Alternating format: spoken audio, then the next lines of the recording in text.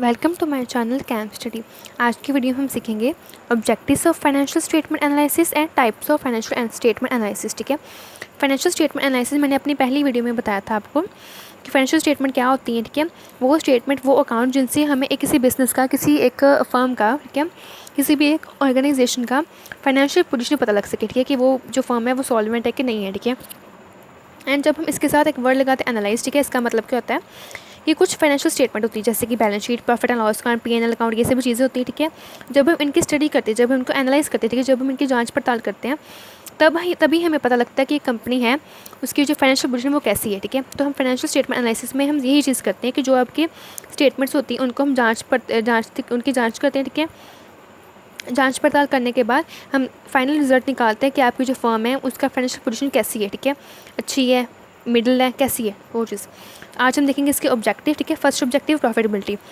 जब हम करते हैं FSAM के फाइनेंशियल स्टेटमेंट एनालिसिस, ठीक है, उससे हमें क्या पता लगता है कि एक फर्म की प्रॉफिटेबिलिटी क्या है। ठीक है, वो एक साल में, एक पर्टिकुलर टाइम में कितना प्रॉफिट कमा रही है। ठीक है, तो ये चीज़ है।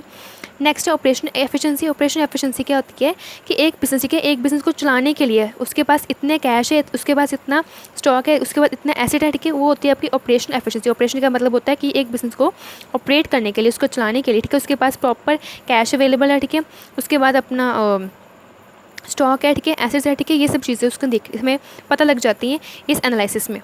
उसके बाद नेक्स्ट है सॉल्वेंसी ऑफ अ फर्म। ये तो मैंने पहले बता दिया कि आपको आपकी जो है फाइनेंशियल स्टेटमेंट, ठीक है, उनकी एनालिसिस से आपको क्या पता लगता है कि जो एक फर्म है, जो एक बिजनेस है, वो क्या है, कहते हैं सॉल्वेंट है कि नहीं है। देखिए, सॉल्वेंट का मतलब होता है कि ability to pay it's date. ठीक है, कि एक फर्म के पास इतना पैसा है, इतना कैश है, इतना सोर्सेस है कि जिनसे वो अपनी एटलीस्ट सभी डेट कहते पे कर सके, वो होती है सॉल्वेंट। ठीक है, नेक्स्ट है कंपैरेटिव स्टडी। अब देखिए, कंपैरेटिव स्टडी का मतलब होता है कि हमें एक अच्छी स्टडी का पता लग सकता है। देखिए ना, जैसे हम फाइनेंशियल स्टेटमेंट देखते हैं, ठीक है, फाइनेंशियल स्टेटमेंट आपको पता है कि हर एक साल में बनती है। ठीक है, तो आपको हर एक साल की फाइनेंशियल स्टेटमेंट गिवन होगी। ठीक है, तो आप इजीली उनको दोनों की कंपेयर कर सके। ठीक है, जैसे कंपेयर करके अपनी स्टडी कर सकते हैं। ठीक है, जैसे फॉर एग्जाम्पल आपको 2 साल की बैलेंस शीट गिवन है। ठीक है, एक आपको गिवन है 18-19 को, एक आपको गिवन है 19-20 की। ठीक है, ये दोनों की गिवन है।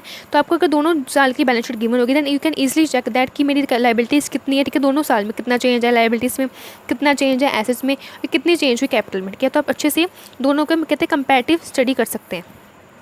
नेक्स्ट है प्रिपेयरिंग बजट, के आप उनमें से, ठीक है, उन फाइनेंशियल स्टेटमेंट की हेल्प से आप अलग अलग बजट बना सकते हैं। क्यों? अगर आपको पता लगता है कि मेरे पास इतना फाइनेंस, ठीक है, मेरे पास इतना कैश है, इतना यहाँ से आ जाएगा, ये सब चीज़ें, तो इसलिए आप उनमें से बजट बना सकते हैं।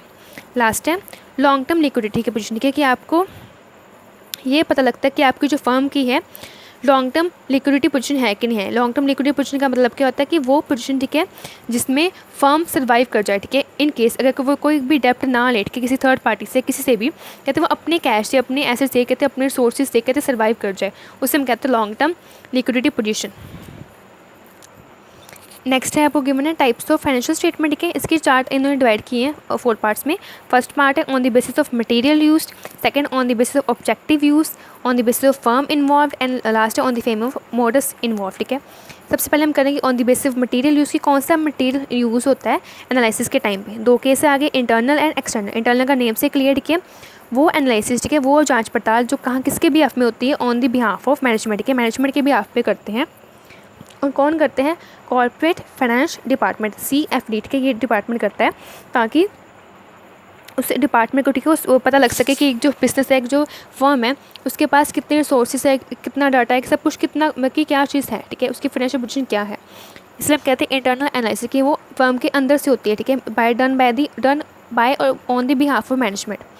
इसके ऑपोजिट है एक्सटर्नल। ठीक है, इसमें क्या है? Done by outside party. अब देखिए, आउटसाइड पार्टी कौन सी होती है? Banker, investor, supplier, government sector. ठीक है, ये सभी चीज़ें होती हैं। कहते हैं कि ये सभी चीज़ें जब आपके फाइनेंशियल पोजीशन की, ठीक है, जब एनालिसिस करते हैं, तब उससे हम क्या कहते हैं? External analysis. अब देखिए, दोनों में डिफरेंस क्या है कि जैसे अगर मैंने, ठीक है, अपनी फर्म का, बिजनेस का, ठीक है, अपना प्रॉफिट निकालना है, प्रॉफिट पता करना है, ठीक है, तो उसके लिए मैं क्या बनाऊंगी? प्रॉफिट एंड लॉस अकाउंट बनाऊंगी। ठीक है, उसको मैं स्टडी करूँगी, तो वो मैंने अपने बिजनेस के कुछ खातों का, ठीक है, खुद स्टडी की है, ठीक है, ताकि मैं अपने बिजनेस का प्रॉफिट निकाल सकूँ। तो it is done by the my, ठीक है, मैं अपने खुद, तो वो जो एनालिसिस है, ठीक है, वो कैसे हुई? मेरी खुद से हुई है। तो ये कहाँ पे आता है? इंटरनल यूज़ में आता है। नेक्स्ट है आपका एक्सटर्नल। इसकी एग्जांपल क्या है, सपोज कहते हैं कि आपने किसी बैंक से, ठीक है, लोन लेना था, ठीक है, आपने उनको रिक्वेस्ट सेंड करी, ठीक है। रिक्वेस्ट सेंड करने के बाद, अपना प्रपोजल देने के बाद, आपने बैंक कब क्या करता है, आपकी फाइनेंशियल पोजीशन देखेगा कि हाँ भाई अगर मैं इस कंपनी को लोन दूँ तो इस कंपनी के पास इस कंपनी के पास इतने रिसोर्सेज हैं, ठीक है, कि अगर इस बिज़नेस का, ठीक है, अगर आगे प्रॉफिट ना हुआ, ठीक है, लॉस हो गया, देन क्या मुझे पे कर सकता है पैसा। तो ये सब चीज़, ठीक है, जब आपकी थर्ड पार्टी, ठीक है, अपने फ़ायदे के लिए, ठीक है, आपके फाइनेंशियल स्टेटमेंट को एनालिसिस करें, तब हम उसे कहते हैं एक्सटर्नल एनालिसिस।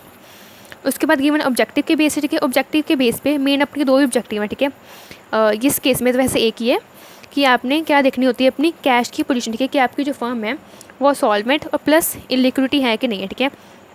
लिक्विडिटी का मतलब मैंने आपको पहले बताया था, मोस्टली इन अ कैश, ठीक है, कि उसके पास इतना कैश अवेलेबल है कि आगे आने वाले समय पे वो अपनी बिज़नेस को मैनेज कर सके, बिज़नेस में जितने भी डेप्ट हैं उन सभी को पे कर सके। तो फर्स्ट है शॉर्ट टर्म एनालिसिस, ठीक है। शॉर्ट टर्म एनालिसिस में क्या होता है, जब आप देखते हो कि आपके बिज़नेस के पास इतना कैश है, ठीक है, कि वो अपने लिमिटेड टाइम की लाइबिलिटीज़ को, लिमिटेड टाइम के डेट को कहते पे कर सके। देखो यहाँ गिवन भी है, to analyse whether the company is in a position to undertake और to pay its current obligation. Current मतलब होता है थोड़े समय के लिए, ठीक है, जो उसकी डेट है, वो जो उसकी कर्ज है, वो उसे पे कर सकती कि नहीं कर सकती।